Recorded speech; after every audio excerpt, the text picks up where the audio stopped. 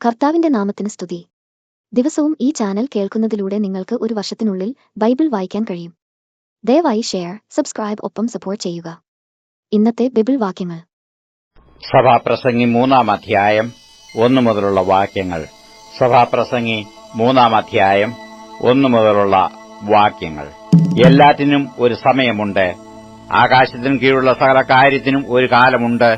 ജനിപ്പാൻ ഒരു കാലം, മരിപ്പാൻ ഒരു കാലം, നടുവാൻ ഒരു കാലം, നട്ടത് പറിപ്പാൻ ഒരു കാലം, കൊല്ലുവാൻ ഒരു കാലം, സൗഖ്യമാക്കുവാൻ ഒരു കാലം, ഇടിച്ചു കളവാൻ ഒരു കാലം, പണിവാൻ ഒരു കാലം, കരവാൻ ഒരു കാലം, ചിരിപ്പാൻ ഒരു കാലം, വിലപിപ്പാൻ ഒരു കാലം, നൃത്തം ചെയ്യുവാൻ ഒരു കാലം, കല്ല് പെറുക്കിക്കളവാൻ ഒരു കാലം, കല്ല് പെറുക്കി കൂട്ടുവാൻ ഒരു കാലം, ആലിംഗനം ചെയ്യുവാൻ ഒരു കാലം, ആലിംഗനം ചെയ്യാതിരിപ്പാൻ ഒരു കാലം, സമ്പാദിപ്പാൻ ഒരു കാലം, നഷ്ടമാവാൻ ഒരു കാലം, സൂക്ഷിച്ചു വെപ്പാൻ ഒരു കാലം, എറിഞ്ഞുകളവാൻ ഒരു കാലം, കീറുവാൻ ഒരു കാലം, തുന്നുവാൻ ഒരു കാലം, മിണ്ടാതിരിപ്പാൻ ഒരു കാലം, സംസാരിപ്പാൻ ഒരു കാലം, സ്നേഹിപ്പാൻ ഒരു കാലം, ദ്വേഷിപ്പാൻ ഒരു കാലം, യുദ്ധത്തിനു ഒരു കാലവും സമാധാനത്തിന് ഒരു കാലവും ഉണ്ട്.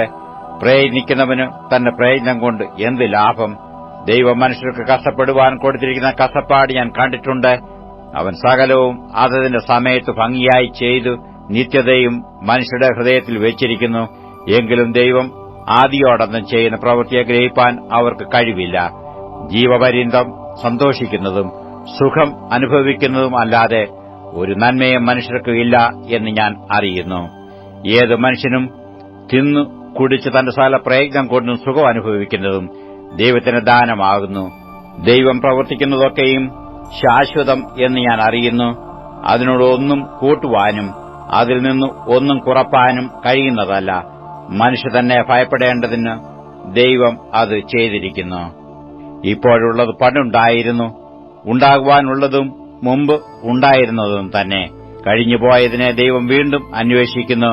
പിന്നെയും ഞാൻ സൂര്യന് കീഴെ ന്യായത്തിന്റെ സ്ഥലത്ത് ന്യായക്കേടും നീതിയുടെ സ്ഥലത്ത് നീതികേടും കണ്ടു.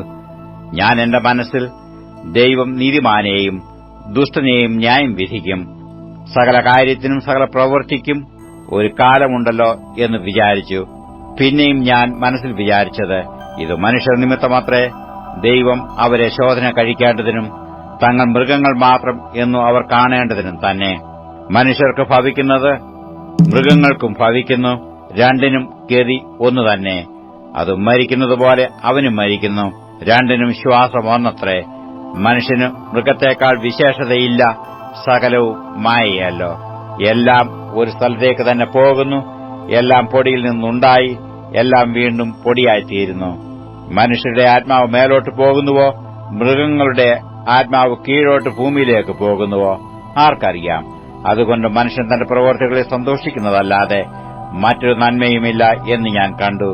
അതുതന്നെ അവന്റെ ഓഹരി. തന്റെ ശേഷം ഉണ്ടാവാനിരിക്കുന്നത് കാൺമാൻ ആർ അവനെ മടക്കി വരുത്തും? സഭാപ്രസംഗി 4-ാം അധ്യായം 1 മുതലുള്ള വാക്യങ്ങൾ. സഭാപ്രസംഗി 4-ാം അധ്യായം 1 മുതലുള്ള വാക്യങ്ങൾ.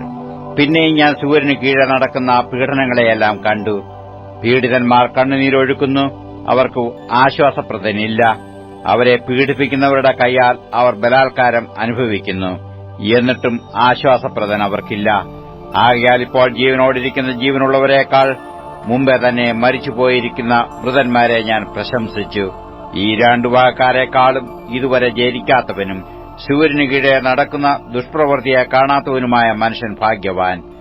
സകല പ്രയത്നവും സാമർഥ്യമുള്ള പ്രവൃത്തി ഒക്കെയും ഒരുവനു മറ്റവനോടുള്ള അസൂയയിൽ നിന്നുളവാകുന്നു എന്ന് ഞാൻ കണ്ടു. അതും മായയും വൃഥാ പ്രയത്നവും അത്രേ. മൂഢൻ കൈയും കെട്ടിയിരുന്ന സ്വന്തം മാംസം തിന്നുന്നു.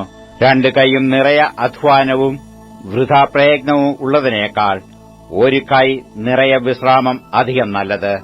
ഞാൻ പിന്നെയും സൂര്യന് കീഴെ മായ കണ്ടു. ഏകാഗിയായ ഒരുത്തനുണ്ട്.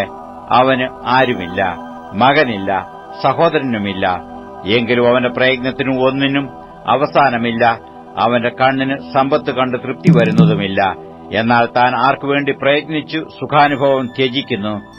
ഇതും മായയും വല്ലാത്ത കഷ്ടപ്പാടും അത്രേ. ഒരുവനേക്കാൾ 2 ഏറെ നല്ലത്. അവർക്ക് തങ്ങളുടെ പ്രയത്നത്താൽ നല്ല പ്രതിഫലം കിട്ടുന്നു. വീണാൽ ഒരുവൻ മറ്റവനെ എഴുന്നേൽപ്പിക്കും. ഏകാകി വീണാലോ അവനെ എഴുന്നേൽപ്പിപ്പാൻ ആരുമില്ലായകൊണ്ട് അവനു അയ്യോ കഷ്ടം. രണ്ടുപേർ ഒന്നിച്ചു കിടന്നാൽ അവർക്ക് കുളിർ മാറും. ഒരുത്തൻ തന്നെ ആയാലോ എങ്ങനെ കുളിർ മാറും? ഒരുത്തനെ ആരെങ്കിലും ആക്രമിച്ചാൽ രണ്ടുപേർക്കും അവനോട് എതിർത്തു നിൽക്കാം. മുപ്പിരിച്ചരട് വേഗത്തിൽ അറ്റുപോകയില്ല. പ്രബോധനം കൈക്കൊള്ളാത്ത വൃദ്ധനും മൂഢനുമായ ഒരു രാജാവിനേക്കാൾ ദരിദ്രനും ജ്ഞാനിയുമായ ഒരു ബാലൻ കൊള്ളാം.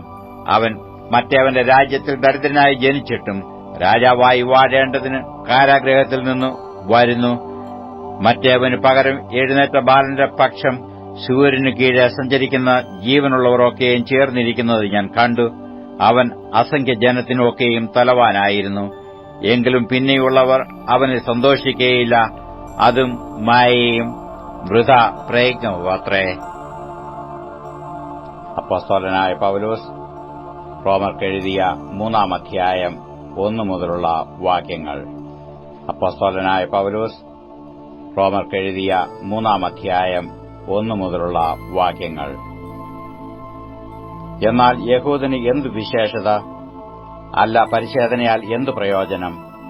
സകലവിധത്തിലും വളരെയുണ്ട്. ഒന്നാമത് ദൈവത്തിന്റെ അരുളപ്പാടുകൾ അവരുടെ പക്കൽ സമർപ്പിച്ചിരിക്കുന്നത് തന്നെ. ചിലർ വിശ്വസിച്ചില്ല എങ്കിൽ അവരുടെ അവിശ്വാസത്താൽ ദൈവത്തിന്റെ വിശ്വസ്തതയ്ക്ക് നീക്കം വരുമോ? ഒരു നാളുമില്ല.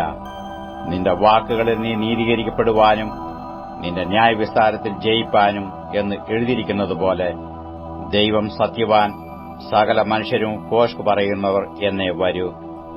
എന്നാൽ നമ്മുടെ അനീതി ദൈവത്തിന്റെ നീതിയെ പ്രസിദ്ധമാക്കുന്നുവെങ്കിൽ നാം എന്തു പറയും? ശിക്ഷ നടത്തുന്ന ദൈവം നീതിയില്ലാത്തവനെന്നോ? ഞാൻ മനുഷ്യരീതിയിൽ പറയുന്നു, ഒരു നാളുമല്ല. അല്ലെങ്കിൽ ദൈവം ലോകത്തെ എങ്ങനെ വിധിക്കും?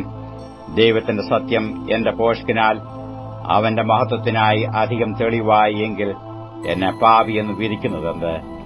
നല്ലത് വരേണ്ടതിന് തീയതി ചെയ്യുക എന്ന് പറയരുതോ?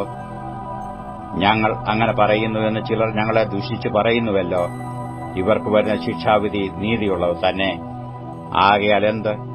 നമുക്ക് വിശേഷതയുണ്ടോ? അശേഷമില്ല. യഹൂദന്മാരും യവനന്മാരും ഒരുപോലെ പാപത്തിന് കീഴാകുന്നുവെന്ന് നാം മുമ്പേ തെളിയിച്ചുവല്ലോ. നീതിമാനാരുമില്ല, ഒരുത്തൻ പോലുമില്ല. ഗ്രഹിക്കുന്നവനില്ല, ദൈവത്തെ അന്വേഷിക്കുന്നവനുമില്ല. എല്ലാവരും വഴിതെറ്റി ഒരുപോലെ കൊള്ളരുതാത്തവരായി തീർന്നു. നന്മ ചെയ്യുന്നവനില്ല, ഒരുത്തൻ പോലുമില്ല. അവരുടെ തൊണ്ട തുറന്ന ശവക്കുഴി, നാവുകൊണ്ട് അവർ ചതിക്കുന്നു. സർപ്പവിഷം അവരുടെ അധരങ്ങൾക്ക് കീഴെ ഉണ്ട്. അവരുടെ വായിൽ ശാപവും കയ്പും നിറഞ്ഞിരിക്കുന്നു. അവരുടെ കാൽ രക്തം ചൊരിയുവാൻ ബന്ധപ്പെടുന്നു. നാശവും അരിഷ്ടതയും അവരുടെ വഴികളിലുണ്ട്. സമാധാന മാർഗം അവർ അറിഞ്ഞിട്ടില്ല. അവരുടെ ദൃഷ്ടിയിൽ ദൈവഭയമില്ല എന്നിങ്ങനെ എഴുതിയിരിക്കുന്നുവല്ലോ. ന്യായപ്രമാണം പറയുന്നത് എല്ലാം ന്യായപ്രമാണത്തിൽ കീഴുള്ളവരോട് പ്രസ്താവിക്കുന്നു എന്ന് നാം അറിയുന്നു. അങ്ങനെ ഏതു വായും അടഞ്ഞ് സർവ്വലോകവും ദൈവസന്നിധിയിൽ ശിക്ഷായോഗ്യമായി തീരേണ്ടതത്രേ. അതുകൊണ്ട് ന്യായപ്രമാണത്തിന് പ്രവൃത്തികളാൽ ഒരു ജഡവും അവന്റെ സന്നിധിയിൽ നീതീകരിക്കപ്പെടുകയില്ല. ന്യായപ്രമാണത്താൽ പാപത്തിന്റെ പരിജ്ഞാനമത്രേ വരുന്നത്. ഇപ്പോഴോ ദൈവത്തിന്റെ നീതി വിശ്വസിക്കുന്ന എല്ലാവർക്കും യേശുക്രിസ്തുവിങ്കലെ വിശ്വാസത്താലുള്ള ദൈവനീതി തന്നെ ന്യായപ്രമാണം കൂടാതെ വെളിപ്പെട്ടു വന്നിരിക്കുന്നു. അതിന് ന്യായപ്രമാണവും പ്രവാചകന്മാരും സാക്ഷ്യം പറയുന്നു. ഒരു വ്യത്യാസവുമില്ല. എല്ലാവരും പാപം ചെയ്തു ദൈവ തേജസ് ഇല്ലാത്തവരായി തീർന്നു. അവന്റെ കൃപയാൽ ക്രിസ്തുയേശുവിങ്കലെ വീണ്ടെടുപ്പ് മൂലം സൗജന്യമായത്രേ നീതീകരിക്കപ്പെടുന്നത്. വിശ്വസിക്കുന്നവർക്കും അവൻ തന്റെ രക്തം മൂലം പ്രായശ്ചിത്തമാകുവാൻ ദൈവം അവനെ പരസ്യമായി നിർത്തിയിരിക്കുന്നു. ദൈവം തന്റെ പൊറുമയിൽ മുൻകഴിഞ്ഞ പാവങ്ങളെ ശിക്ഷിക്കാതെ വിടുക നിമിത്തം തന്റെ നീതിയെ പ്രദർശിപ്പിപ്പാൻ താൻ നീതിമാനും യേശുവിൽ വിശ്വസിക്കുന്നവനെ നീതീകരിക്കുന്നവനും ആകേണ്ടതിന് ഇക്കാലത്ത് തന്റെ നീതിയെ പ്രദർശിപ്പിപ്പാൻ തന്നെ അങ്ങനെ ചെയ്തു. ആകയാൽ പ്രശംസ എവിടെ? അത് പോയി. ഏതു മാർഗത്താൽ? കർമ്മമാർഗത്താലോ? അല്ല, വിശ്വാസമാർഗത്താലത്രേ.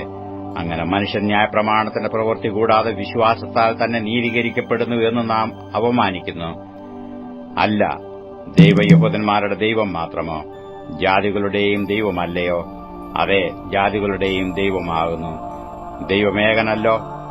അവൻ വിശ്വാസം മൂലം പരിച്ഛേദനക്കാരെയും വിശ്വാസത്താൽ അഗ്രചർമ്മികളെയും നീതീകരിക്കുന്നു. ആകയാൽ നാം വിശ്വാസത്താൽ ന്യായപ്രമാണത്തെ ദുർബലമാക്കുന്നുവോ? ഒരു നാളുമില്ല.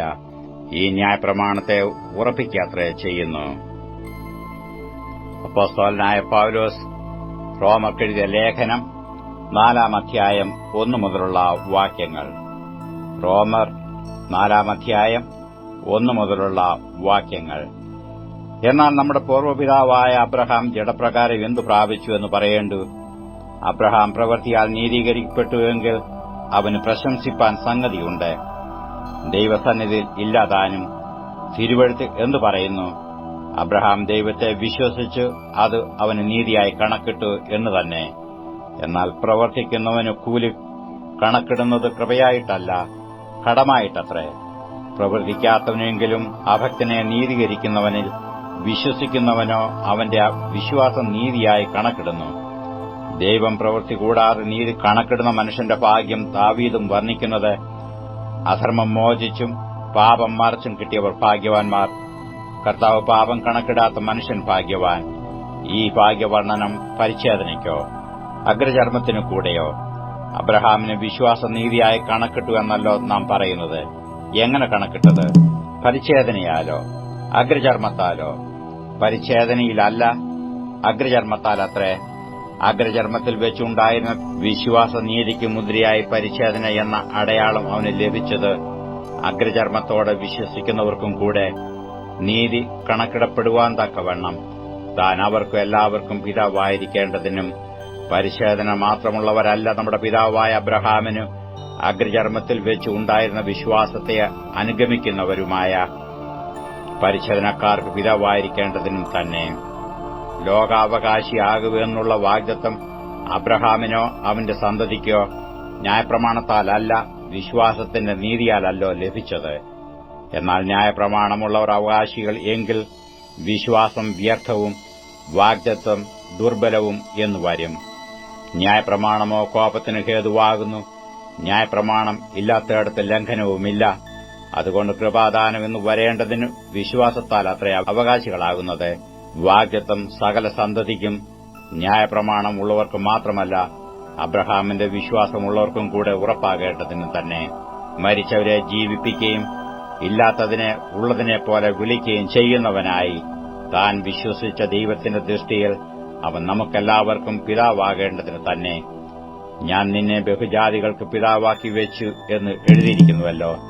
നിന്റെ സന്തതി ഇവണ്ണമാകുമെന്ന് അരുളി ചെയ്തിരിക്കുന്നതുപോലെ താൻ ബഹുജാതികൾക്ക് പിതാവാകും എന്ന് അവൻ ആശയ്ക്ക് വിരോധമായി ആശയോടെ വിശ്വസിച്ചു. അവൻ ഏകദേശം 100 വയസ്സുള്ളവനാകിയാൽ തന്റെ ശരീരം നിർജീവമായി പോയതും സാറയുടെ ഗർഭപാത്രത്തിന്റെ നിർജീവത്വവും ഗ്രഹിച്ചിട്ടും വിശ്വാസത്തിൽ ക്ഷീണിച്ചില്ല. ദൈവത്തിന്റെ വാഗ്ദത്തത്തിങ്കൽ അവിശ്വാസത്താൽ സംശയിക്കാതെ വിശ്വാസത്തിൽ ശക്തിപ്പെട്ട് ദൈവത്തിന് മഹത്വം കൊടുത്തു. അവൻ വാഗ്ദത്തം ചെയ്ത് പ്രവർത്തിപ്പാനും ശക്തൻ എന്ന് പൂർണ്ണമായി ഉറച്ച്, അതുകൊണ്ട് അത് അവന് നീതിയായി കണക്കിട്ടു. അവൻ കണക്കിട്ടു എന്ന് എഴുതിയിരിക്കുന്നത് അവനെ വിചാരിച്ചു മാത്രമല്ല, നമ്മെ വിചാരിച്ചും കൂടെയാകുന്നു. നമ്മുടെ അതിക്രമങ്ങൾ നിമിത്തം മരണത്തിന് ഏൽപ്പിച്ചും നമ്മുടെ നീതീകരണത്തിനായി ഉയർപ്പിച്ചുമിരിക്കുന്ന നമ്മുടെ കർത്താവായ യേശുവിനെ മരിച്ചവരിൽ നിന്ന് ഉയർപ്പിച്ചവനിൽ വിശ്വസിക്കുന്ന നമുക്കും കണക്കിടുവാനുള്ളതാകയാൽ തന്നെ. 51-ാം സങ്കീർത്തനം 1 മുതലുള്ള വാക്യങ്ങൾ. 51-ാം സങ്കീർത്തനം 1 മുതലുള്ള വാക്യങ്ങൾ. ദൈവമേ, നിന്റെ ദയയ്ക്ക് തക്കവണ്ണം എന്നോട് കൃപയുണ്ടാകണമേ. നിന്റെ കരുണയുടെ ബഹുത്വപ്രകാരം എന്റെ ലംഘനങ്ങളെ മായിച്ചു കളയണമേ. എന്നെ നന്നായി കഴുകി എന്റെ അകൃത്യം പോക്കണമേ. എന്റെ പാപം നീക്കി എന്നെ വെടിപ്പാക്കണമേ. എന്റെ ലംഘനങ്ങളെ ഞാൻ അറിയുന്നു. എന്റെ പാപം എപ്പോഴും എന്റെ മുമ്പിൽ ഇരിക്കുന്നു. നിന്നോട് തന്നെ ഞാൻ പാപം ചെയ്തു. നിനക്ക് അനിഷ്ടമായുള്ളത് ഞാൻ ചെയ്തിരിക്കുന്നു. സംസാരിക്കുമ്പോൾ നീ നീതിമാനെയും വിധിക്കുമ്പോൾ നിർമ്മലനായും ഇരിക്കേണ്ടതിന് തന്നെ. ഇതാ ഞാൻ അകൃത്യത്തിൽ ഉരുവായി, പാപത്തിൽ എന്റെ അമ്മ എന്നെ ഗർഭം ധരിച്ചു. അന്തർഭാഗത്തിലെ സത്യമല്ലോ നീ ഇച്ഛിക്കുന്നത്. അന്തരംഗത്തിൽ എന്നെ ജ്ഞാനം ഗ്രഹിപ്പിക്കണമേ. ഞാൻ നിർമ്മലനാകേണ്ടതിന് ഈസോപ്പ് കൊണ്ട് എന്നെ ശുദ്ധീകരിക്കണമേ. ഞാൻ ഹിമത്തേക്കാൾ വെളുക്കേണ്ടതിന് എന്നെ കഴുകണമേ. സന്തോഷവും ആനന്ദവും എന്നെ കേൾക്കുമാറാക്കണമേ. നീ ഓടിച്ച അസ്ഥികൾ ഉല്ലസിക്കട്ടെ. എന്റെ പാപങ്ങളെ കാണാതെ വണ്ണം നിന്റെ മുഖം മറയ്ക്കണമേ. എന്റെ അകൃത്യങ്ങളെ ഒക്കെയും മായ്ച്ചു കളയണമേ. ദൈവമേ, നിർമ്മലമായൊരു ഹൃദയം എന്നിൽ സൃഷ്ടിച്ച് സ്ഥിരമായൊരാത്മാവിനെ എന്നിൽ പുതുക്കണമേ. നിന്റെ സന്നിധിയിൽ നിന്ന് എന്നെ തള്ളിക്കളയരുതേ. നിന്റെ പരിശുദ്ധാത്മാവിനെ എന്നിൽ നിന്ന് എടുക്കുകയും അരുതേ. നിന്റെ രക്ഷയുടെ സന്തോഷം എനിക്ക് തിരികെ തരയണമേ. മനസ്സൊരുക്കമുള്ള ആത്മാവിനാൽ എന്നെ താങ്ങണമേ. അപ്പോൾ ഞാൻ അതിക്രമക്കാരോട് നിന്റെ വഴികളെ ഉപദേശിക്കും. പാപികൾ നിങ്കിലേക്ക് മനം തിരിയും. എന്റെ രക്ഷയുടെ ദൈവമായ ദൈവമേ, രക്തപാതകത്തിൽ നിന്ന് എന്നെ വിടുവിക്കണമേ. എന്നാൽ എന്റെ നാവ് നിന്റെ നീതിയെ ഘോഷിക്കും. കർത്താവേ, എന്റെ അധരങ്ങളെ തുറക്കണമേ. എന്നാൽ എന്റെ വായ് നിന്റെ സ്തുതിയെ വർണ്ണിക്കും. ഹനനയാഗം നീ ഇച്ഛിക്കുന്നില്ല, അല്ലെങ്കിൽ ഞാൻ അർപ്പിക്കുമായിരുന്നു. ഹോമയാഗത്തിൽ നിനക്ക് പ്രസാദവുമില്ല. ദൈവത്തിന്റെ ഹനനയാഗങ്ങൾ തകർന്നിരിക്കുന്ന മനസ്സ്, തകർന്നും നുറുങ്ങിയുമിരിക്കുന്ന ഹൃദയത്തെ ദൈവമേ നീ നിരസിക്കുകയില്ല. നിന്റെ പ്രസാദപ്രകാരം സീയോനോട് നന്മ ചെയ്യണമേ. യെരുശലേമിന്റെ മതിലുകളെ പണിയണമേ. അപ്പോൾ നീ നീതിയാഗങ്ങളിലും ഹോമയാഗങ്ങളിലും സർവാംഗഹോമങ്ങളിലും പ്രസാദിക്കും. അപ്പോൾ നിന്റെ യാഗപീഠത്തിന്മേൽ കാളകളെ അർപ്പിക്കും.